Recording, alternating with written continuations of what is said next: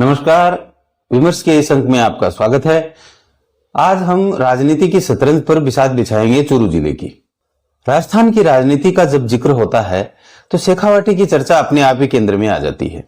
और जब बात शेखावाटी और खासकर चूरू की हो तो एक नाम पिछले 3.5 दशक से इस जमीन की सियासत का ध्रुव तारा बना रहा है, राजेंद्र राठौड़। संगठन की गहरी समझ, मुद्दों पर पैनी पकड़, हर वर्ग में सर्वस्वीकार्यता और एक ऐसी प्रशासनिक समझ जो बड़े बड़े दिग्गजों को चौंका देती है। लेकिन आज चूरू और राजस्थान की राजनीति के चौराहे पर कई अनुत्तरित सवाल खड़े हैं। क्या राठौड़ के बाद चूरू भाजपा में अपनी डफली अपना राग वाली स्थिति बनेगी? क्या आगामी परिसीमन के बाद भाजपा के पास चूरू में कोई कद्दावर चेहरा बचेगा? और सबसे बड़ा सवाल, इतना विराट अनुभव होने के बावजूद राजेंद्र राठौड़ का कद क्या वाकई पिछले कुछ चुनावों के बाद सियासत के गलियारों में सीमित हुआ है? आज की विशेष राजनीतिक विश्लेषण में हम इस शतरंज की बिसात के मोहरों को एक एक कर समझेंगे। राजनीति में हार और जीत महज दो शब्द नहीं होते, इनके पीछे छिपे होते हैं गहरे रणनीतिक संदेश। राजेंद्र राठौड़ के राजनीतिक जीवन को समझने के लिए हमें उनके चुनावी टाइमलाइन के पन्नों को पलटना होगा। बात 1990 की है, जब राठौड़ ने पहली बार जनता दल के टिकट पर चूरू विधानसभा सीट से जीत दर्ज की थी। इसके बाद 1993, 1998 और 2003 उन्होंने लगातार भाजपा के सिंबल पर चूरू से अपनी जीत का परचम लहराया।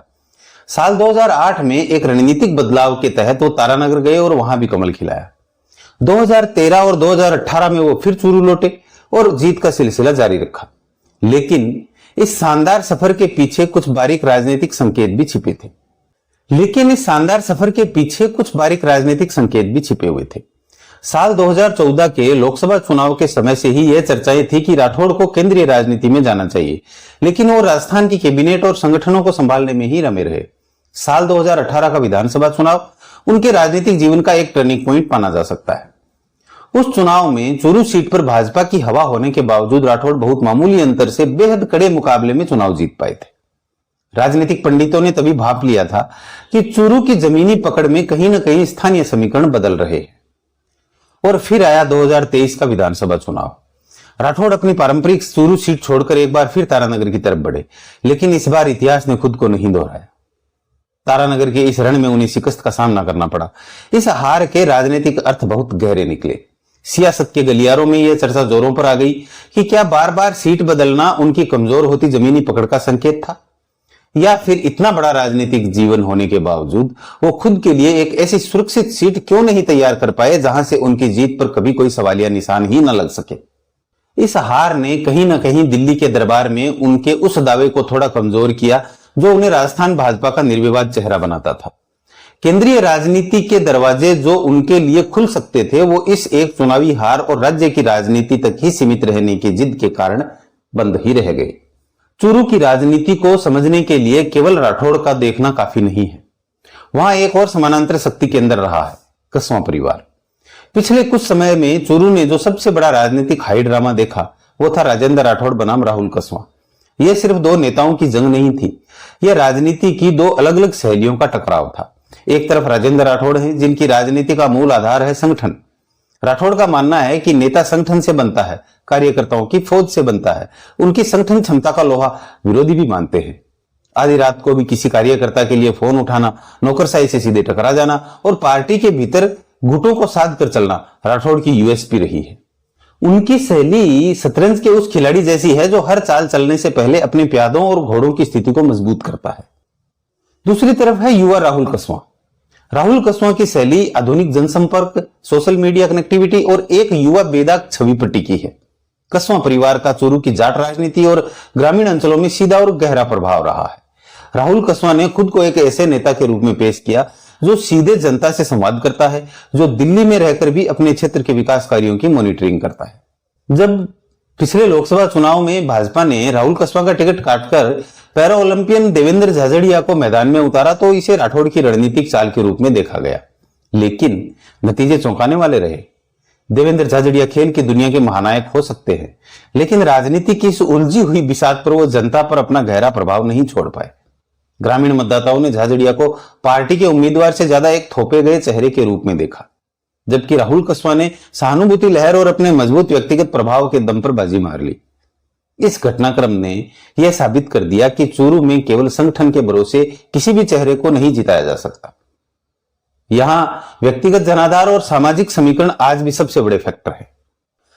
अक्सर सवाल उठाया जाता है कि क्या राजेंद्र राठौड़ का प्रभाव सिर्फ चूरू जिले तक ही सीमित है या पड़ोसी जिले जैसे झुंझुनू और सीकर में भी उनकी तूती बोलती है। जवाब थोड़ा पेचीदा है।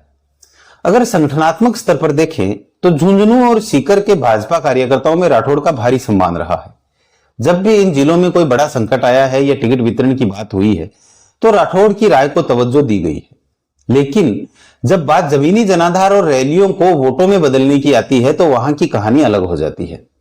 झुंझुनू और सीकर में हमेशा से मजबूत स्थानीय छत्रप मौजूद रहे हैं, चाहे वो जाट राजनीति के बड़े चेहरे हों या राजपूत समाज के अपने स्थानीय नेता। इन दोनों जिलों में स्थानीय नेतृत्व हमेशा से बेहद प्रभावी और आत्मनिर्भर रहा है। उन्होंने राठौड़ को एक संकटमोचक और संगठन के बड़े नेता के रूप में तो स्वीकार किया, लेकिन उन्हें अपने क्षेत्र का एकमात्र बॉस कभी नहीं बनने दिया। यही वजह है कि राठौड़ का जादू चूरू की सीमाओं को लांघकर झुंझुनू और सीकर में उस तरह से वोट बैंक में तब्दील नहीं हो पाया जिसकी उम्मीद एक राज्य स्तर के बड़े नेता से की जाती है। वो शेखावाटी के बड़े नेता तो कहलाए, लेकिन उनका असली पावर सेंटर हमेशा से चूरू ही रहा। राजस्थान भाजपा के इतिहास को अगर बिना वसुंधरा राजे के नाम से पढ़ा जाए तो वो अधूरा रहेगा। और राजेंद्र राठौड़ लंबे समय तक राजस्थान की राजनीति में वसुंधरा गुट के सबसे मजबूत और भरोसेमंद स्तंभों में से एक माने जाते रहे। राजनीति का एक नियम है, जब आप किसी बड़े पेड़ की छाया में होते हैं तो आपको सुरक्षा तो मिलती है, लेकिन धूप सीधे आप पर नहीं पड़ती। जब दिल्ली के केंद्रीय नेतृत्व ने राजस्थान में सत्ता परिवर्तन और नेतृत्व परिवर्तन की स्क्रिप्ट लिखनी शुरू की तो स्वाभाविक रूप से वसुंधरा राजे के करीबियों को भी उस नजरिए से देखा गया। कई विश्लेषकों का मानना है कि इसी वसुंधरा गुट का ठप्पा होने के कारण राठौड़ को केंद्रीय संगठन में वो स्थान या उपेक्षा का सामना करना पड़ा जिसके वो अपने अनुभव के आधार पर हकदार थे। दिल्ली दरबार को एक ऐसा नेतृत्व चाहिए था जो सीधे उनके प्रति जवाबदेह हो, न कि राज्य के किसी क्षेत्रीय छत्रप के प्रति। राठौड़ की वफादारी और राज्य की राजनीति से बाहर न निकलने की इच्छा ने उन्हें राजस्थान का चाणक्य तो बनाए रखा, लेकिन उन्हें राष्ट्रीय फलक पर वो पहचान न मिल सकी जो उनके समकालीन कई नेताओं को मिली। अब बात करते हैं आने वाले कल की। यह साल 2026 चल रहा है और परिसीमन की सुगबुगाहट बहुत तेज है। अगर परिसीमन के बाद चूरू जिला 2 लोकसभा सीटों में या नए विधानसभा समीकरणों में बंट जाता है तो भाजपा के सामने एक बहुत बड़ा वैचारिक और रणनीतिक संकट खड़ा हो सकता है। सवाल यह है कि राठौड़ के बाद चूरू में भाजपा संगठन को कौन संभालेगा।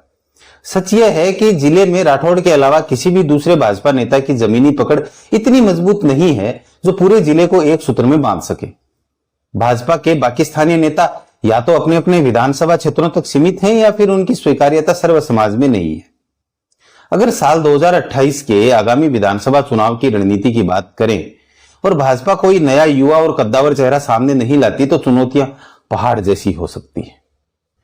युवा राहुल कस्वां के मुकाबले आज की तारीख में भाजपा के पास चूरू में कोई सीधा विकल्प नजर नहीं आता। झाझड़िया का प्रयोग पहले ही विफल हो चुका है। ऐसे में भाजपा के पास 2 ही रास्ते बचते हैं। पहला यह है कि वो किसी बिल्कुल नए अप्रत्याशित युवा चेहरे पर दांव खेले और संगठन की पूरी ताकत उसके पीछे झोंक दे, लेकिन इसमें जोखिम बहुत है। दूसरा रास्ता है सामूहिक नेतृत्व का, यानी किसी एक चेहरे को आगे करने के बजाय जिले के सभी स्थापित नेताओं को मिलाकर एक कोर कमेटी बनाई जाए और चुनाव लड़ा जाए। सामूहिक नेतृत्व के फायदे यह होते हैं कि इससे टिकट न मिलने वाली गुटबाजी पर कुछ समय के लिए लगाम लग जाती है और हर नेता अपनी सीट बचाने के लिए पूरी जान लगा देता है। लेकिन इसके नुकसान बहुत गहरे हैं। जब कोई एक बड़ा लीडर नहीं होता तो अपनी डफली अपना राग बजना तय है। हर नेता खुद को भविष्य का राजेंद्र राठौड़ समझने लगेगा, जिससे भीतरघात का खतरा कई गुना बढ़ जाएगा। अगर राठौड़ सक्रिय भूमिका में नहीं रहते या मार्गदर्शक मंडल में चले जाते हैं तो चूरू भाजपा के बिखरने की आशंका से इनकार नहीं किया जा सकता। कार्यकर्ताओं की वो फौज जो सिर्फ राठौड़ के एक इशारे पर एकजुट हो जाती है, वो अलग अलग स्थानीय नेताओं के खेमों में बट जाएगी। कुल मिलाकर चूरू की राजनीति आज इतिहास के उस मोड़ पर खड़ी है जहां अतीत का तजुर्बा और भविष्य की महत्वाकांक्षाएं आपस में टकरा रही है। राजेंद्र राठौड़ ने अपनी चालों से इस जमीन पर कई सरकारें बनाई हैं और गिराई हैं, लेकिन खुद की विरासत को एक सुरक्षित ठिकाना न दे पाना उनकी सियासत का सबसे बड़ा विरोधाभास रहेगा। अब देखना यह है कि भाजपा इस गढ़ को बचाने के लिए शतरंज का कौन सा नया मोहरा चलती है, या फिर यह जमीन किसी नए सुल्तान के स्वागत की तैयारी कर चुकी है। चलते चलते बस इतना ही कहूंगा कि बिसाते सियासत के वो माहिर खिलाड़ी जरूर रहे, मगर वक्त की चाल ने उनके ही घर के मोहरे बदल दिए। नमस्कार।